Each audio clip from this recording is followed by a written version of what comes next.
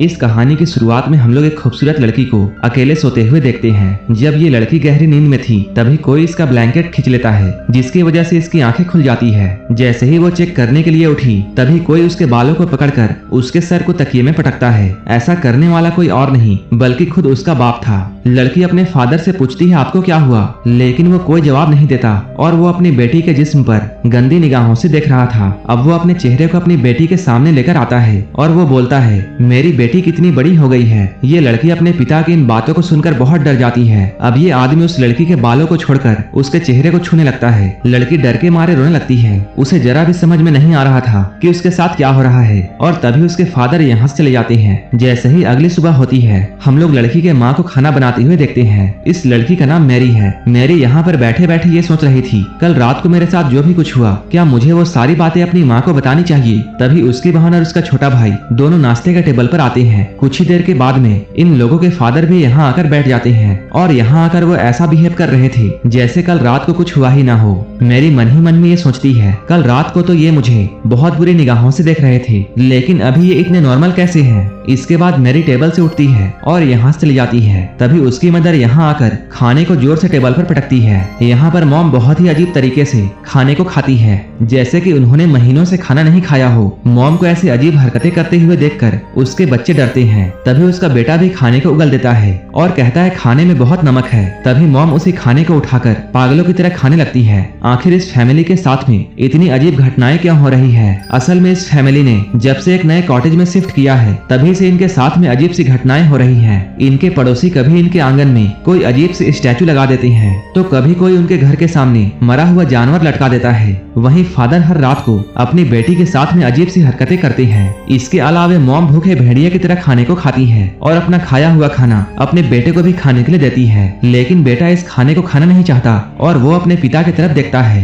वो कहते हैं अगर तुम इस खाने को खाना नहीं चाहते तो मत खाओ। फादर के इस बात को सुनकर मॉम उन्हें गुस्से भरे निगाहों से देखती है। इसके बाद वो खाने को टेबल पर फेंक देती है और प्लेट्स को भी जमीन पर फेंकती है। ये सब देखकर बच्चे बहुत डर जाते हैं। वो अपने बेटे को चिल्लाकर ये कहती है जो भी कुछ मैं बनाती हूँ तुम चुपचाप से खाया करो। वो इतनी जोर से चिल्लाती है कि उसका बेटा डर से रोने लगता है। बाप और बेटी को समझ में नहीं आ रहा था कि मॉम को क्या हो रहा है, लेकिन ये सब तो बस शुरुआत थी। इधर मैरी जब बाथरूम में नहा रही थी तभी कोई उसके पास आकर खड़ा हो जाता है। जब वो शीशे को साफ करके देखती है तब वो अचानक अपनी बहन को यहाँ देखकर डर जाती है। कुछ देर के बाद ये दोनों बहनें कमरे में होती हैं। तभी छोटी बहन मैरी को यह बताती है कि कैसे हर रात उसके फादर उसके कमरे में आते हैं और उसके साथ अजीब सी हरकतें करते हैं। मैरी जब अपने बहन से इन बातों को सुनती है तो उसे यकीन नहीं होता है कि उसके बहन के साथ में भी वैसा ही हो रहा है जैसा कि उसके साथ हर रात होता है। ये लोग अभी बातें कर ही रहे थे तभी इनके डैड अचानक यहाँ आ जाते हैं। इनके डैड ने भी इन दोनों की बातें सुन ली थी। तभी अचानक वो एक चाकू निकालकर इन दोनों पर हमला कर देते हैं। मैरी उन्हें धक्का देकर गिरा देती है और ये लोग अपनी जान बचाकर कमरे से भागते हैं। फिर से उनके डैड उनके सामने आ जाते हैं और मैरी की बालों को पकड़ लेते हैं। वो कुछ देर इन दोनों को देखते हैं और फिर मैरी को उठाकर फेंकते हैं। मैरी सीढ़ियों पर जाकर गिरती है और चोट की वजह से बेहोश हो जाती है। वहीं मैरी की बहन एना डरकर वहाँ से भागने लगती है।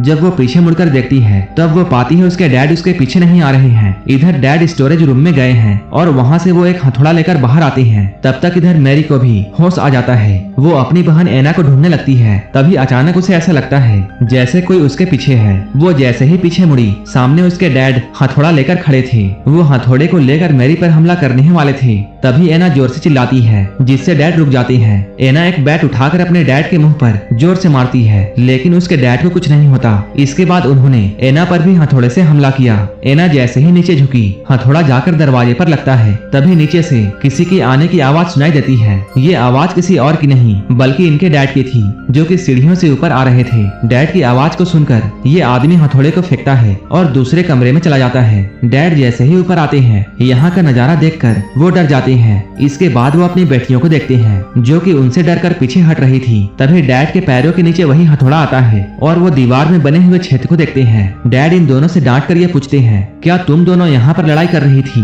लेकिन वो दोनों कोई जवाब नहीं देती। तभी इनका भाई कमरे से निकलकर इनके पास में आता है। तभी मैरी और एना उसे भागने के लिए कहती है। उसी वक्त एक औरत यहाँ आकर उस हथौड़े को उठाती है जो कि इनकी मॉम थी। डैड अपनी वाइफ को देखते हैं। तभी वो अचानक से उन पर हमला कर देती है। डैड उसे रोकने की कोशिश करते हैं लेकिन वो औरत इन्हें धक्का देकर गिरा देती है। मॉम यहाँ पर बहुत डरावनी स्माइल करती है और वो टूटे हुए कांच पर पैर रखकर बड़ी आसानी से अपने रूम में चली जाती है। नीचे से फिर से किसी औरत की आवाज आती है और ये आवाज किसी और की नहीं बल्कि इनकी असली मॉम थी। वो यहाँ आकर इन सभी से पूछती है कि यहाँ क्या हो रहा है, लेकिन अब सभी लोग उनसे डरने लगते हैं। ये लोग डरते हुए रूम का दरवाजा खोलते हैं, लेकिन अब इस रूम में कोई नहीं था। इसके बाद ये लोग फ्लोर पर पड़े हुए हथौड़े को देखते हैं। मॉम अपनी बेटियों के पास में जाकर पूछती है क्या हुआ है, लेकिन एना और मैरी अपनी मॉम से बहुत डर रही थी। इसके बाद डैड अपने भाई को अपने घर पर बुलाते हैं। इनका भाई चर्च में एक पादरी था। चर्च के फादर यहाँ आकर उन्हें और भी ऐसे ही घटनाओं के बारे में बताते हैं, लेकिन उसका बड़ा भाई इन सब में विश्वास नहीं करता था। रात को ये सभी लोग ये डिसाइड करते हैं कि ये सभी लोग एक साथ एक ही रूम में सोएंगे,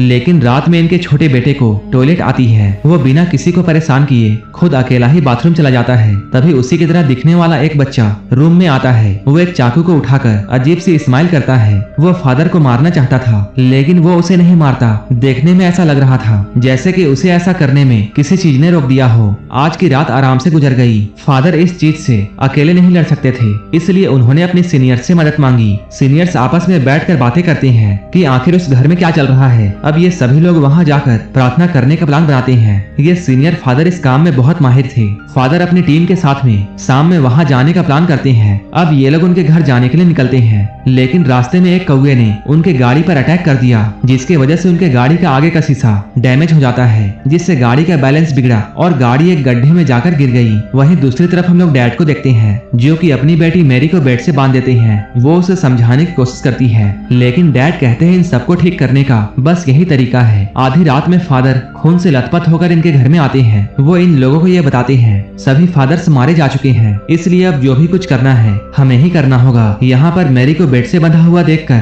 फादर अपने काम को करना चाहते थे, लेकिन उन्हें अकेले डर लग रहा था, क्योंकि लास्ट टाइम जब उन्होंने ऐसा करने की कोशिश की थी तब उस शैतान ने फादर के सारे फैमिली मेंबर्स को मार दिया था। इसलिए उन्हें यह डर था कि कहीं फिर से ऐसा ना हो जाए, और अगर ऐसा हुआ तब वो अपने भाई के फैमिली को भी खो देंगे। लेकिन उसका बड़ा भाई रोते हुए उससे कहता है तुम अपना काम करो, हम लोगों को मिलकर लड़ना होगा, नहीं तो वो हम सभी को मार देगा। ये बात सुनकर फादर कैंडल्स को जलाते हैं और मैरी के ऊपर होली वाटर छिड़कते हैं। मैरी होली वाटर की वजह से चिल्लाने लगती है। इसके बाद फादर मैरी के सीने पर एक क्रॉस रखते हैं और इसके बाद वो उसे एक छड़ी से मारने लगते हैं। मैरी दर्द से चिल्लाने लगती है। वो पूछती है वो लोग उसके साथ ऐसा क्यों कर रहे हैं। फादर मैरी के डैड से ये पूछता है क्या तुम अब भी इस इलाज को कंटिन्यू करना चाहते हो। ये सब देखकर मैरी के डैड रोने लगते हैं। जब एक छड़ी टूट जाती है तब पादरी दूसरी छड़ी निकालता है। मैरी दर्द के मारे बेहोश हो जाती है। वहीं दूसरी तरफ हम लोग उस जगह को देखते हैं जहाँ यहाँ पर आने वाले फादर का एक्सीडेंट हुआ था। यहाँ पुलिस की टीम पहुँच चुकी है। जैसे ही वो लोग गाड़ी से फादर को निकालते हैं, गाड़ी में जोरों से धमाका होता है। इन सभी लोगों के बीच में मैरी के डैड का भाई भी मौजूद होता है। इसका मतलब ये था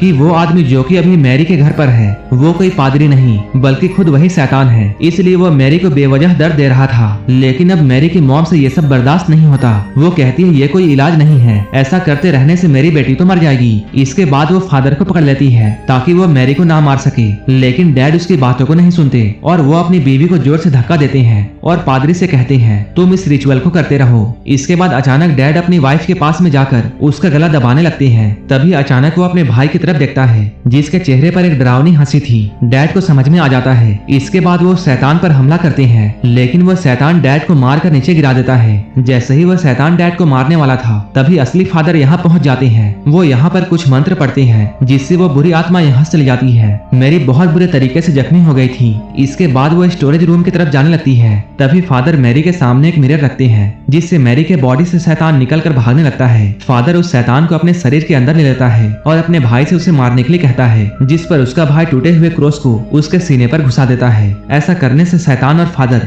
दोनों एक साथ मर जाते हैं। अंत में ये फैमिली सही सलामत बच जाती है और इसके साथ ये मूवी भी यहीं पर खत्म हो जाती है।